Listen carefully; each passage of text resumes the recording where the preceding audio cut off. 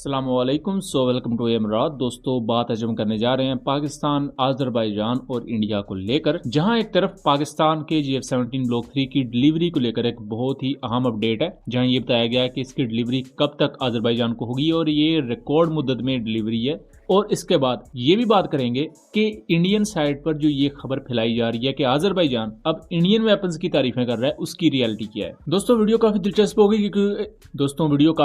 होगी क्योंकि इसमें हम जियोपॉलिटिकल एस्पेक्ट को भी देखेंगे और उसके साथ साथ ऑब्वियसली डिफेंस टेक्नोलॉजी की भी बात होगी। दोस्तों, ये रिपोर्ट्स मुख्तलिफ ओपन सोर्स इंटेलिजेंस प्लेटफॉर्म्स की तरफ से इमर्ज हो रही हैं कि first batch GF-17 block 3 aircraft का आज़रबाईजान को 2025 के सेकंड हाफ में डिलीवर कर दिया जाएगा। यानी कि हम सितंबर 2025 के बाद ये एक्सपेक्ट कर सकते हैं कि first batch GF-17 block 3 aircraft का आज़रबाईजान एयरफोर्स में इंडक्ट हो जाएगा। इससे पहले हमने 2024 के एंड में ही वर्ल्ड डिफेंस शो 2024 हुआ था आज़रबाईजान में, जिसमें GF-17 ब्लॉक 3 ने पार्ट लिया और उसकी फुटेज आप यहाँ देख सकते हैं।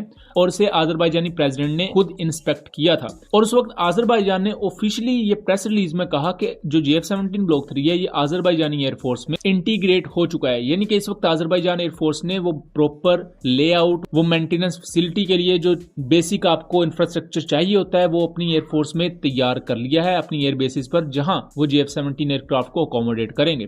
तो इस कॉन्टेक्स्ट में अब सिर्फ इनकी डिलीवरी होना बाकी रहती है। और आज़रबाईजान पाकिस्तान की जो ये डील थी ये आई थिंक 2023 के एंड में या 2024 के शुरू में ही साइन हुई थी। $1.6 बिलियन के एवज GF-17 ब्लॉक 3 एयरक्राफ्ट खरीदे जाएंगे और उसके साथ साथ एयर टू ग्राउंड वेपनरी भी खरीदी जाएगी, जिसमें Takbir long range air to ground bombs होंगे जो कि पाकिस्तान ने इंडिया के खिलाफ भी यूज किए हुए हैं सक्सेसफुली। और उसके बाद PL-12 and short range PL-10E high off boresight missiles तो ऑब्वियसली होंगी। एंड फ्यूचर में आज़रबाईजान अपने GF-17 पर Turkish made air to air weapons भी यूज करेगा। और दोस्तों, यहाँ सबसे अहम चीज ये है कि पाकिस्तान ने इस 2 से 2.5 साल के अरसे में पहला बैच जो GF-17 एयरक्राफ्ट का आज़रबाईजान को प्रोवाइड करना है वो इस कोर्स पर होगा कि जो थर्ड स्क्वाड्रन GF-17 का पाकिस्तान ने रेज करना था उसको डिले कर दिया जाएगा और जो थर्ड स्क्वाड्रन के लिए GF-17 है वो पाकिस्तान आज़रबाईजान को इमरजेंसी में प्रोवाइड करेगा। और यहाँ एक अच्छी स्ट्रेटजी इस वजह से भी है क्योंकि पाकिस्तान के पास ऑलरेडी J-10Cs और 2 स्क्वाड्रन GF-17 ब्लॉक 3 के हैं, F-16s हैं और ओल्डर GF-17s भी मौजूद हैं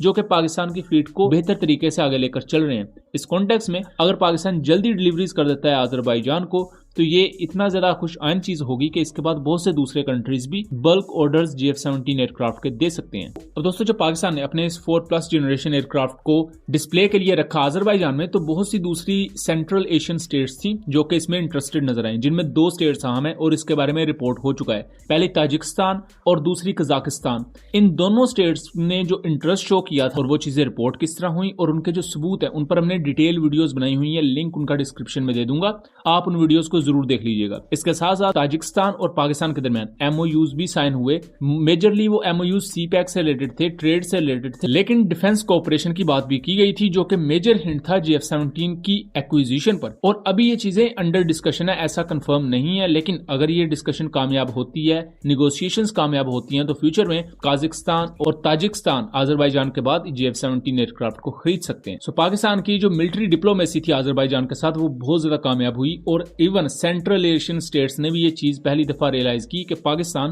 प्रॉपर एक डिफेंस एक्सपोर्टर हो सकता है। अब एक तरफ जहां आज़रबाईजान ज्यादा फोकस किए हुए है तुर्की और पाकिस्तान की तरफ, वहीं दूसरी तरफ आर्मीनिया इस वक्त बहुत ही बल्क तादाद में वेपन्स खरीद रहा है इंडिया से। इवन रिसेंटली आर्मीनिया को इंडिया की तरफ से वेपन्स की डिलीवरी भी डिस्पैच कर दी गई है जो कि बहुत जल्द आर्मीनिया पहुंच जाएगी। और इन तमाम चीजों के चलते आर्मीनिया कुछ बड़े वेपन सिस्टम्स को एक्वायर करने की तरफ भी जा रहा है। इनमें यहां तक कि इंडिया के टैक्टिकल बैलिस्टिक मिसाइल भी हो सकते हैं। यहाँ इवन बहुत से इंडियन सोर्सेज ने इस चीज को भी क्लेम किया कि आज़रबाईजान आजकल इंडियन वेपन्स की बहुत ज्यादा तारीफ कर रहा है और एक वक्त था जब आज़रबाईजान प्रॉपरली इंडिया को वार्न करता रहा है कि आप आर्मीनिया को वेपन्स प्रोवाइड ना करें। और यहां तक कि आज़रबाईजान ने मॉक किया हुआ है इंडियन वेपन्स को, क्योंकि आज़रबाईजान ने कुछ इंडियन वेपन्स को डिस्ट्रॉय भी किया था अपने MLRs के थ्रू आर्मीनिया के साथ मुख्तलिफ क्लैशेस में, और उस पर मैंने वीडियोस बनाई हुई हैं, लिंक उनका भी मैं डिस्क्रिप्शन में दे दूंगा। लेकिन अब अचानक से आज़रबाईजान का जहन बदला और आज़रबाईजान ने इंडियन पिनाका रॉकेट सिस्टम्स की और उसके साथ साथ Akash surface to air missile systems की तारीफें शुरू कर दी, जिसको लेकर इंडियन मीडिया ने बहुत ज्यादा रिपोर्टिंग भी की और इसे इस तरह दिखाया गया कि जो पाकिस्तान या टर्किश वेपन्स है वो इंतहाई नाकारा है, जिसकी वजह से आज़रबाईजान आज़रबाईजान अब इंडियन वेपन्स को लॉन्च कर रहा है।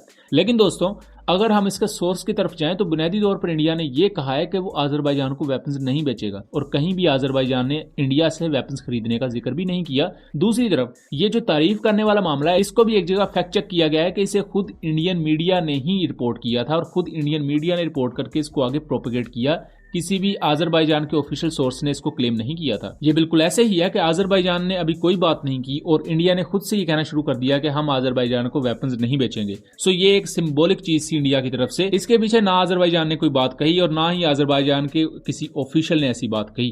आज़रबाईजान फुली कमिटेड है पाकिस्तान के साथ अपनी डिफेंस कोऑपरेशन बढ़ाने में और इसी डिफेंस कोऑपरेशन की वजह से पाकिस्तान और आज़रबाईजान के दरमियान जो बायलैटरल ट्रेड है वो आई बिलीव 2 से 5 बिलियन डॉलर सालाना तक जाएगी, जो कि इससे पहले कुछ मिलियन डॉलर्स तक हुआ करती थी। पाकिस्तान का आज़रबाईजान के दफाई मामलात में रोल अगर ज्यादा होता है तो ये इंटरनेशनल लेवल पर पाकिस्तान का स्टेचर बेहतर करेगा और इंटरनेशनल लेवल पर पाकिस्तान का जो पोस्चर है और पाकिस्तान का इन्फ्लुएंस है वो ज्यादा होने की वजह से मुख्तलिफ बैनुल अक़वामी मामलात में पाकिस्तान को ताउन मुख्तलिफ मुल्कों से ज्यादा बेहतर तरीके से हासिल हो सकेगा, जो कि पाकिस्तान के लिए मल्टीपल डोमेन्स में बहुत ज्यादा अहम है और नागुज़ीर है। सो दोस्तों ये था एनालिसिस। उम्मीद करता हूँ चीजें क्लियर रही होंगी। वीडियो पसंद आई हो तो इसे ज्यादा से ज्यादा शेयर कीजिएगा एंड चैनल को सब्सक्राइब कीजिएगा। मिलेंगे अगली वीडियो में, तब तक के लिए अल्लाह हाफिज।